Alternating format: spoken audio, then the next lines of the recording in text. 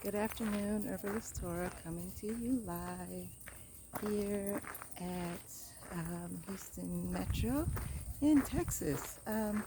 So I thought I'd come out real quick and get to a quick walk. Um, Waiting on the puppy here. Checking to see how you're doing. How is your Sunday going?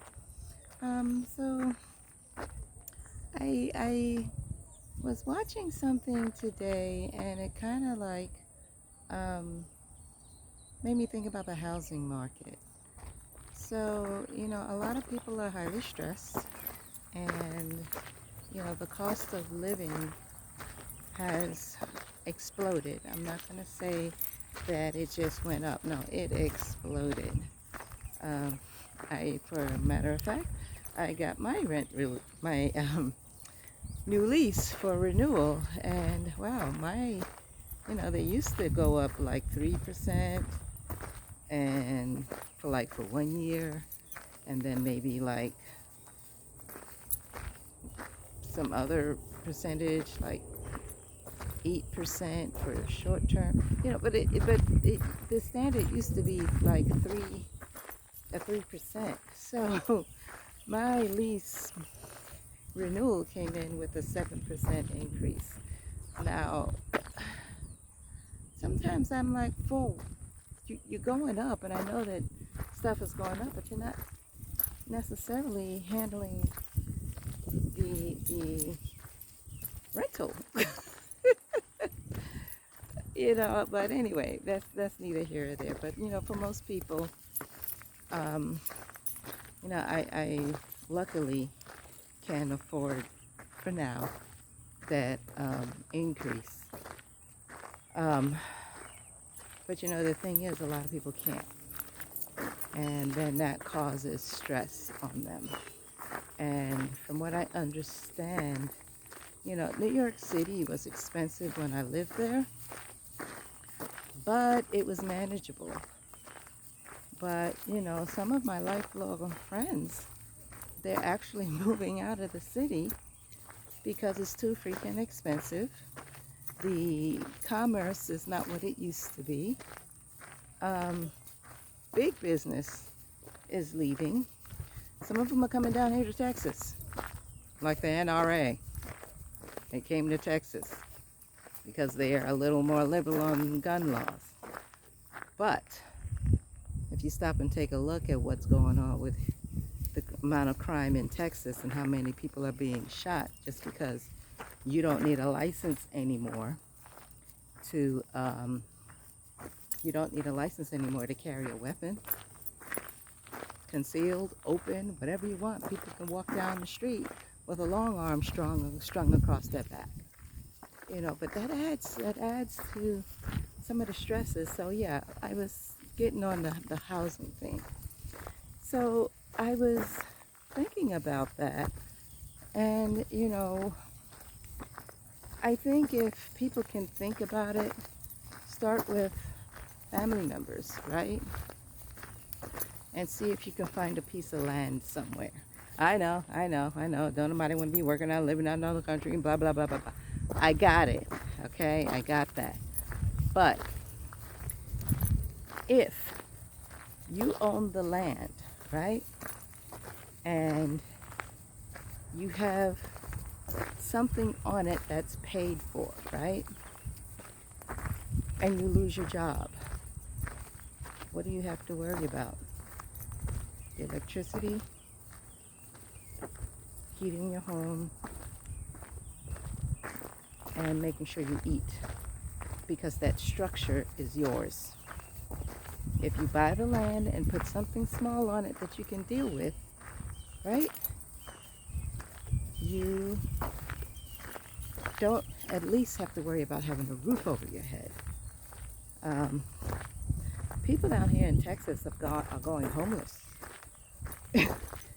There's a thing where they keep having to determine or do these rent relief things because, one, the rent's so expensive.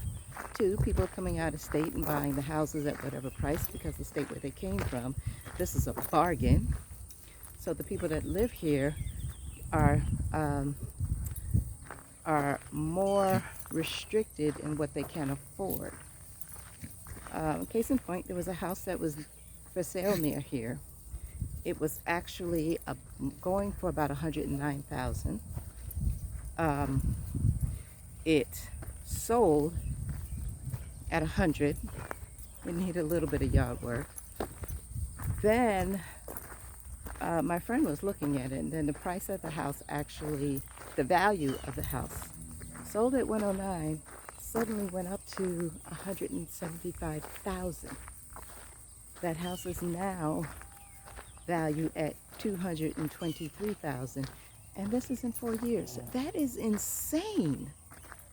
That is insane. And I'm sorry, from what I see, there wasn't much done to it after it was sold the first time. But yeah, maybe if people can consider something like that, getting putting some money together for some land, right? Paying it off, right? These little tiny homes, some of these tiny homes that I'm looking at are between $60,000 and $80,000. Do you know what kind of payment that is? Depending on what car you buy, it's a car payment. When was the last time you saw a mortgage or a rent that was like $800 a month? So you pay on your structure, but the land is yours. Okay? And that's not going to be a 15-year mortgage. I mean, a 30-year mortgage. It might be a 10.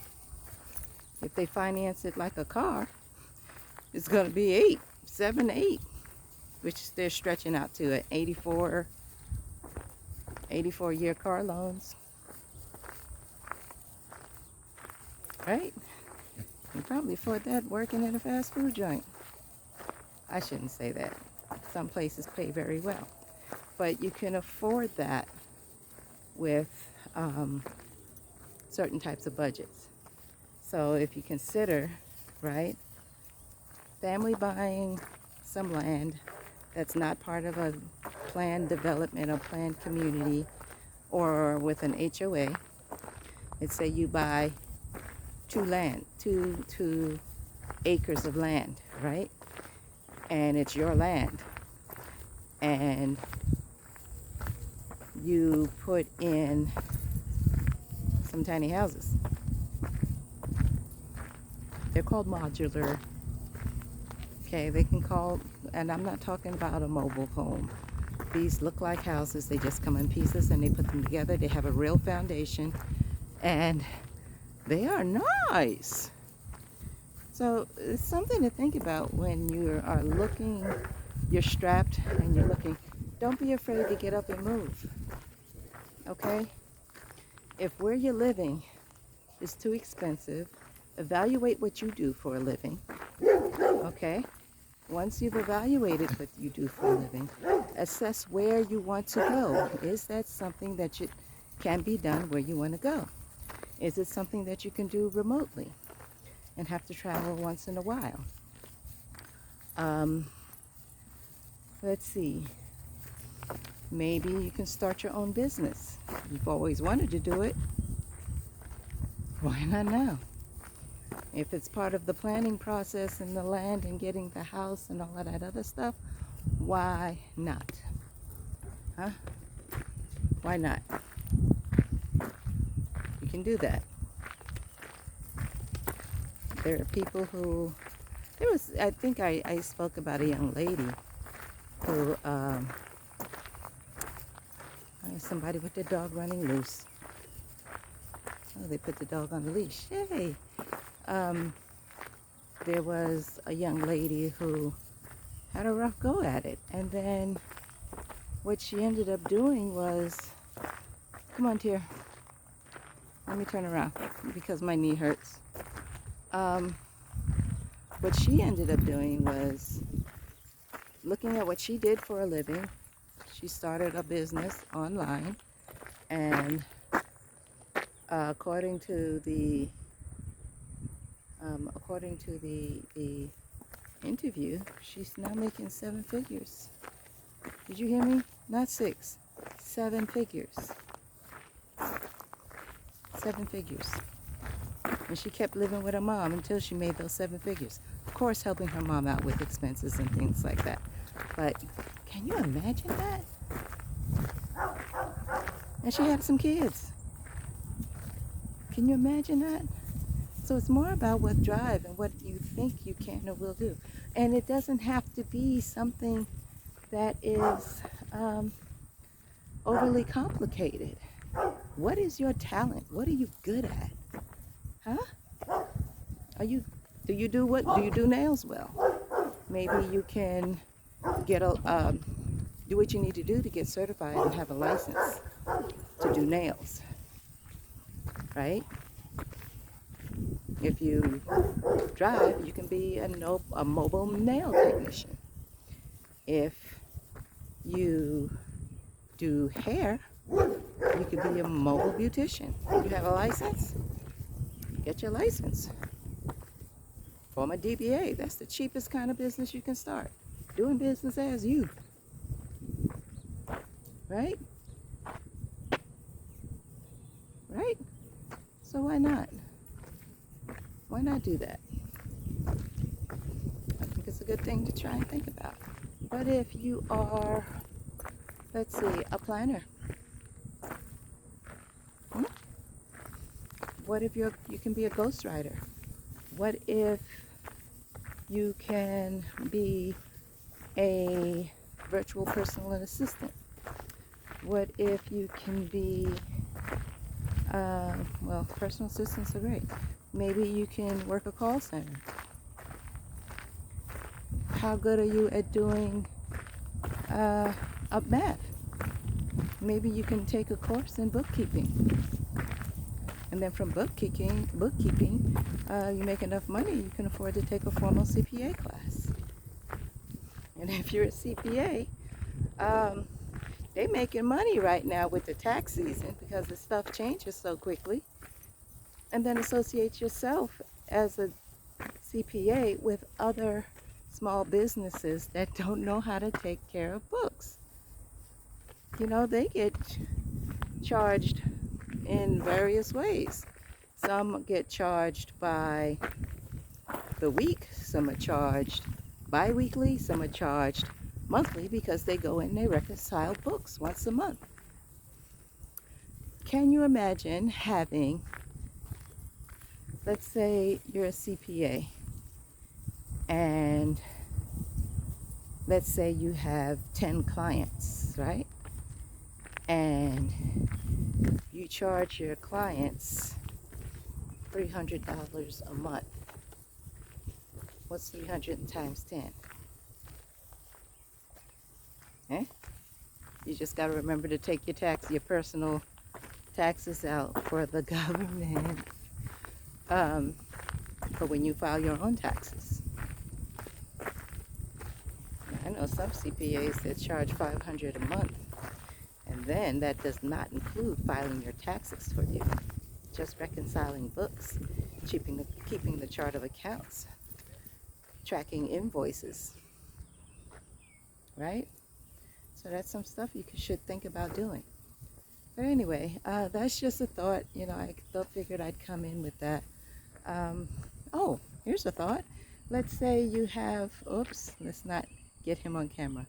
Let's say you have a house that you're having a hard time making ends meet. You can take on, let's say if you live in a city, you might want to take on some graduate students. And I say graduate students because they're paying that money out of their pocket most of the time.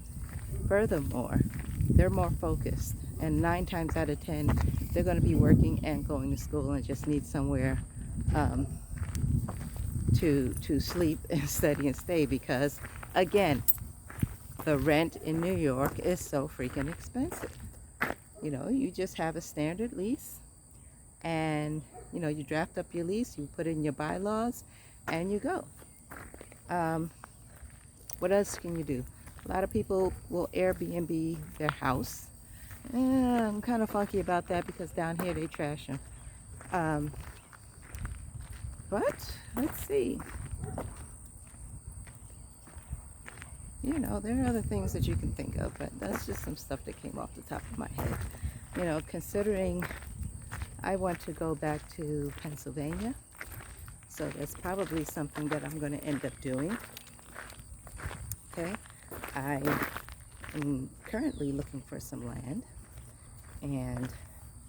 but in a particular area, something, and you know, I'm just looking for land. I'm not looking for a whole half load of acreage because, let's face it,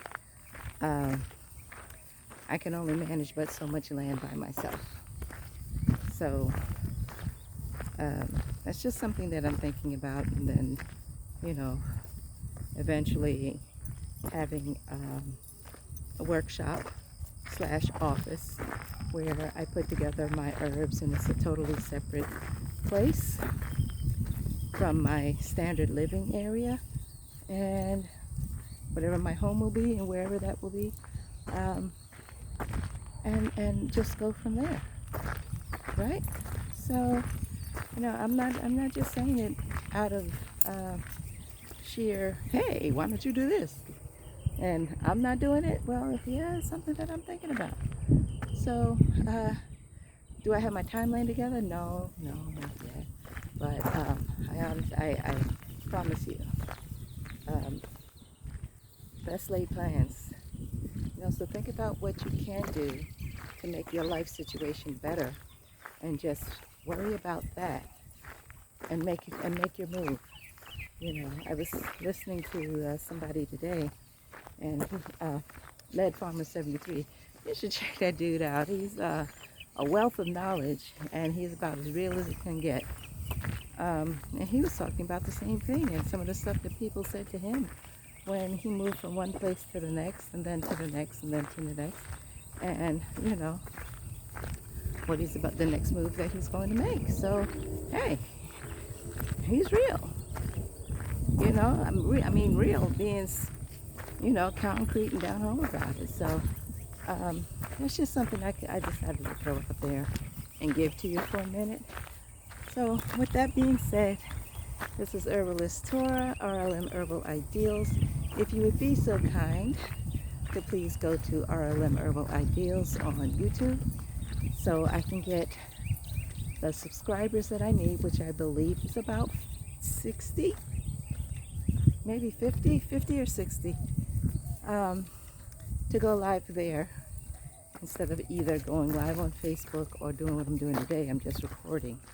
So I hope everyone has a wonderful rest of your weekend. Get plenty of rest to start your week tomorrow. And I hope everyone is well, and I bless you from the bottom of my heart. Peace and blessings. Bye.